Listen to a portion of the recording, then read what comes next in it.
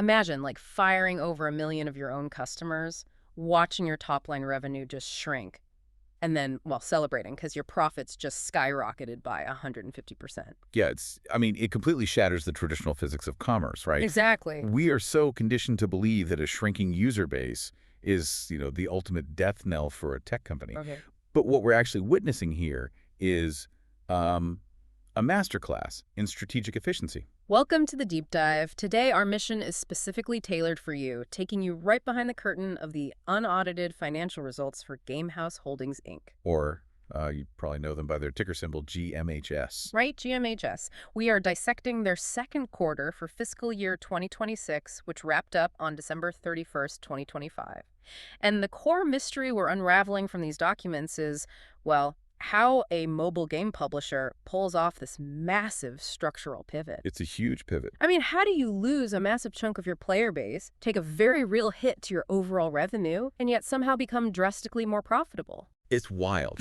And, if you could see my desk right now, it looks like a sprawling, high-tech command center. I have just been drowning in data dashboards, tracking server loads, player lifetime value models, predictive monetization funnels. The fun stuff. Oh, yeah, totally. But that is the exact mindset Gamehaus is operating in right now. Because the overarching theme hidden inside all these spreadsheets is really the story of a company maturing. Maturing how, exactly? Well, they're forcibly dragging themselves out of that classic tech startup phase of, like, growth at all costs and stepping into a highly disciplined phase of sustainable profitability.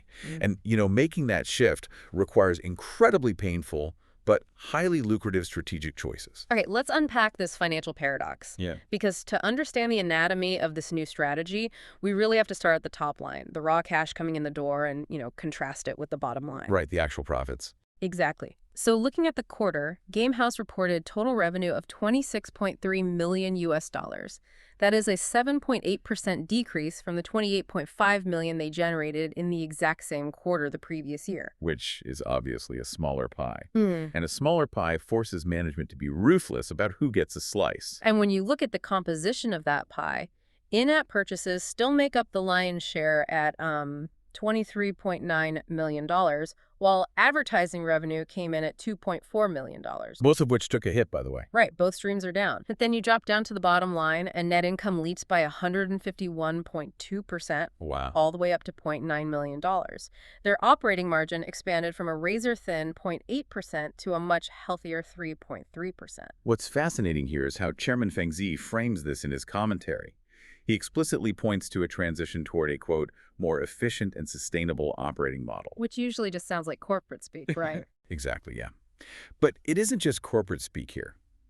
When total operating costs drop by 10.1%, down to $25.4 million, it reveals the actual engine of this profit explosion. The cost cutting. Exactly. I mean, if you're trimming your expenses significantly faster than your top-line revenue is falling, your margins, well, they have no choice but to expand. Think about how this mechanism works in the real world for a second. Let's use a nightclub analogy. Oh, I like this. So, for years, Gamehaus was like a mega club paying street promoters absolute fortunes to drag anyone and everyone off the sidewalk and just shove them through the front door. It just packed the room. Right. So the club looks packed. It looks like a massive success on paper, but most of those people are just standing around drinking the free tap water.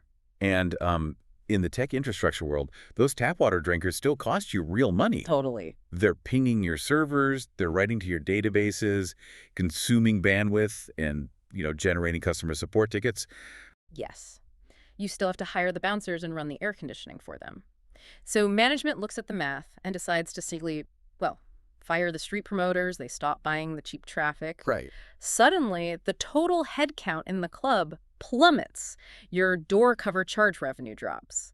But the only people left inside the building are the VIPs who are actually ordering expensive bottle service. Exactly. And you don't need as many bartenders. Your server load drops, your overhead plummets. And at the end of the night, the club owner takes home significantly more cash despite having a fraction of the attendees. It's brilliant. And, the financial numbers only lock into place when we map that analogy onto their specific player metrics. Yeah. The sheer volume of the user drop-off here is staggering. It really is. Yeah, it shows you exactly how much free tap water Gamehaus was previously serving. So their MAUs, average monthly active users, fell from 3.83 million down to 2.76 million. Which means over 1 million monthly players just evaporated. Poof, gone. And their DAUs, daily active users, dropped from 716,000 to 499,000. Even the 7-day retention rate slipped from 10.2% down to 8.7%. But look at the countermetrics. The ARPDAU, the average revenue per daily active user, that jumped from roughly 44 cents to over 56 cents. That's a huge jump for mobile gaming. It's massive. And the average daily pair conversion rate rose from 2.1% to 2.5%. Here's where it gets really interesting, and honestly where I have to kind of push back on this whole sustainable narrative. Look here. Because, I mean, if your retention rate is dropping, and you just intentionally flushed over 1 million monthly players out of your ecosystem, aren't they just eating their seed corn? Right. The whole free-to-play model relies on volume. Exactly. The traditional free-to-play funnel requires a massive pool of free players at the top. You need those free players to fill out the multiplayer lobbies, to generate word of mouth, and crucially, to eventually convert a small percentage of them into paying players down the line. Yeah, that's the classic playbook. Yeah. So if your DAUs are in a free fall, how long can this company realistically survive before the well runs completely dry? Well, if we connect this to the bigger picture of how modern game monetization operates, it's not a free fall. It's a highly targeted algorithmic purge. An algorithmic purge. That sounds intense. It is. But the report mentions they offset the loss of casual players with enhanced in-game content and live ops features. And this is where those AI-driven efficiencies we mentioned earlier come into play. Okay, how so? Gamehaus isn't just randomly hoping people spend money. They're using predictive modeling to identify the behavioral patterns of high-value players within, like, the first few hours of a game download. So they know almost immediately if someone is a potential whale or just a tourist. Almost immediately. And they tailor the live ops specifically to that core group. Dynamic pricing, personalized bundles, limited time events tailored to the specific progression level of heavy spenders. And the casual players who get frustrated and leave because the game feels too aggressive? Gamehaus is totally fine with that. They have realized that the ad revenue side of the business, which is how you usually monetize free players, is only bringing in $2.4 million. It's barely moving the needle. Exactly. So they made a mathematical choice to filter out the noise and highly monetize a deeply engaged core audience. But earning more per user is only half of the equation, though. Right. The other half is understanding exactly how Gamehaus achieved that 10.1% drop in operating expenses and, well, where they're redirecting those savings. Because you don't just magically become more efficient without making some very aggressive cuts. Yeah, I mean, slashing budgets is easy. Reallocating that capital intelligently is what actually dictates survival. Right. So let's look at their selling and marketing expenses. Those decreased by a massive 18.4%, dropping to $9.7 million. The report explicitly states this was driven by a $2.1 million cut in advertising costs due to, quote, volatile ad performance across major platforms. And that phrase speaks volumes about the current state of user acquisition. So what does this all mean for you as a listener trying to understand the broader tech landscape? Imagine trying to run a user acquisition campaign on social media right now. It's a nightmare. Right. Between privacy updates, degrading tracking data, and algorithms constantly shifting, the cost to acquire a single paying user has just skyrocketed. Yeah, you might spend $20 just to acquire a player who only generates $3 of lifetime value. Gamehaus looked at that broken equation, realized the LTV to CAC ratio, the lifetime value to customer acquisition cost, was fundamentally upside down, and simply chose not to play a losing game. They folded their hand on bad marketing spend. They stopped throwing good money after bad, because it makes no sense to pour capital into the top of the funnel if the traffic you're buying is low quality. Right. Alongside that, their cost of revenue decreased by 10.2%, down to $12.2 million. A big chunk of that comes from lower platform fees, which naturally scale down as overall transaction volume drops. But they also point to reduced profit-sharing payments to developers. Meaning they either negotiated better splits or they are relying less on third-party intellectual property where they have to, give away a percentage of the gross. That is a key factor. But the critical piece of the puzzle here is that Gamehaus isn't just hoarding these savings in the corporate treasury to make the current quarter look good. Oh, definitely not. Because while marketing and cost of revenue shrank, their research and development expenses actually grew by 7.5%, up to $2.1 million, To support new titles in the puzzle and RPG genres. which directly addresses your earlier concern about eating their seed corn. Ah, I see. Yeah, they are taking the millions they use to incinerate on inefficient social media ads and pouring it into strategic collaborations with developers to build a diversified pipeline. And they're targeting puzzle and RPG games specifically, right? Exactly, because those genres rely on deep meta-progression systems. Yeah. Those are the mechanics that naturally support a high ARPDU. They are building new products designed from the ground up for this highly monetized, low user count reality, rather than just artificially trying to inflate the DAUs of their legacy titles. It takes an incredible amount of discipline to pull capital out of marketing and shove it into R&D. Totally. But executing that kind of pivot requires a completely different corporate structure, which brings us to the biggest shock in this financial report. Because while they're ruthlessly nickel and diming their ad spend and squeezing developer payouts, there is one area where their spending absolutely exploded. Oh, the general and administrative overhead. Yes, it skyrocketed by 65.5% up to $1.4 million for the quarter. Which is huge. It feels totally contradictory to the lean and mean narrative until you look at what that money is actually buying.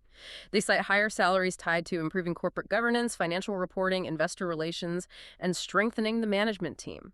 It's the inescapable friction of being a publicly traded entity. It perfectly highlights the hidden, unglamorous reality of corporate growth. You literally save $2 million by killing your game ads just so you can turn around and hand it over to compliance officers, auditors, and investor relations teams. Yeah, but this raises an important question. What signals is management sending to the broader market with this massive spike in administrative spending? What do you mean?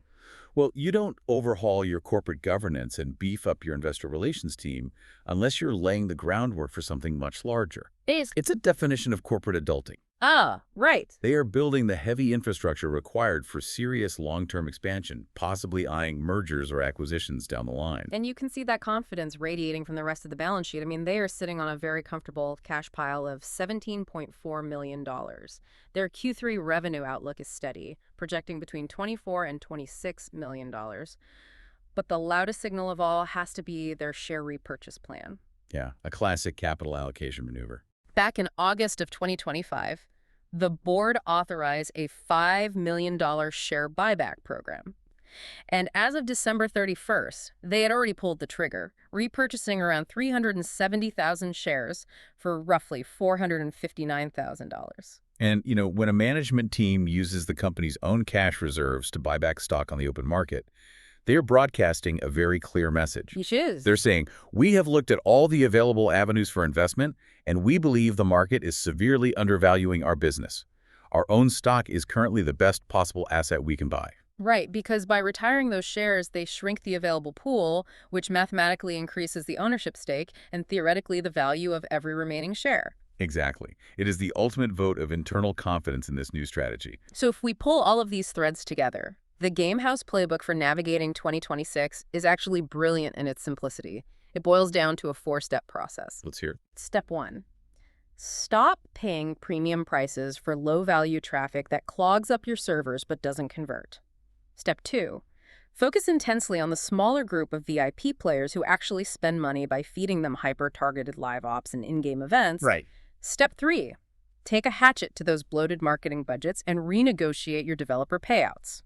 And step 4, redirect all of those saved funds into building high monetization puzzle and RPG games while cementing a rock-solid grown-up corporate foundation to manage the eventual profits. It is a radical departure from the Silicon Valley mindset we've seen for the last decade. Definitely. But as we wrap this up, it does leave me with a thought I'd love for you to mull over as you watch the broader tech landscape evolve. Okay, what is it? As companies like Gamehaus lean heavier into AI-driven analytics and laser-focused monetization models, are we entering a new era where the most financially successful video games are actually the ones played by the fewest people? Right, because if the entire industry learns to optimize purely around the heavy spenders, the whales, what does the future of mobile gaming look like for the average person who just wants a free distraction while waiting for the bus? That's a good point. If you aren't paying, the algorithms now clearly dictate that you are a liability, not an asset.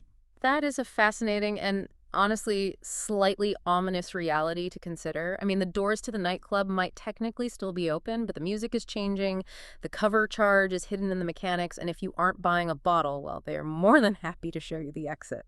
Very true. Thank you for joining us on this deep dive. Keep questioning the obvious, and keep digging into those hidden stories behind the numbers. Until next time.